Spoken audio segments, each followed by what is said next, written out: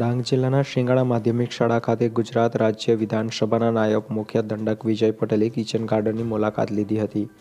ગુજરાત રાજ્ય વિધાનસભાના નાયબ મુખ્ય દંડક તેમજ ડાંગના ધારાસભ્ય વિજય પટેલે પોતાના વિકસિત ભારત સંકલ્પ યાત્રાના પ્રવાસ દરમિયાન શિંગાળા માધ્યમિક અને ઉચ્ચતર માધ્યમિક શાળા ખાતે શાળાના વિદ્યાર્થીઓ તેમજ શિક્ષકો દ્વારા મલ્ચિંગ પદ્ધતિથી તૈયાર કરેલ પ્રાકૃતિક કિચન ગાર્ડનની મુલાકાત લીધી હતી. દૈનિક સમતોલ આહારમાં તાજા ફળ અને શાકભાજીનું ઘણું જ મહત્વ છે તેમજ પ્રાકૃતિક પદ્ધતિ દ્વારા શાળામાં ઉગાડવામાં આવેલ બાગાયતી પાકોની કામગીરી ખૂબ જ સરાહનીય છે તેમ વિજયભાઈ પટેલે જણાવ્યું હતું.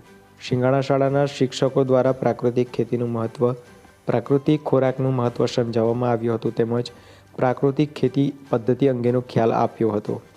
આ મુલાકાત વેળાએ સુબીર તાલુકા ઉપપ્રમુખ રઘુનાથ સાબળે, જિલ્લા વિકાસ અધિકારી RM ડામોર, અધિક નિવાસી કલેક્ટર SG તબિયાર, સુબીર તાલુકા વિકાસ અધિકારી પૂનમ ડામોર સહિત શિંગાળા માધ્યમિક અને ઉચ્ચતર માધ્યમિક શાળાના શિક્ષકો ઉપસ્થિત રહ્યા હતા.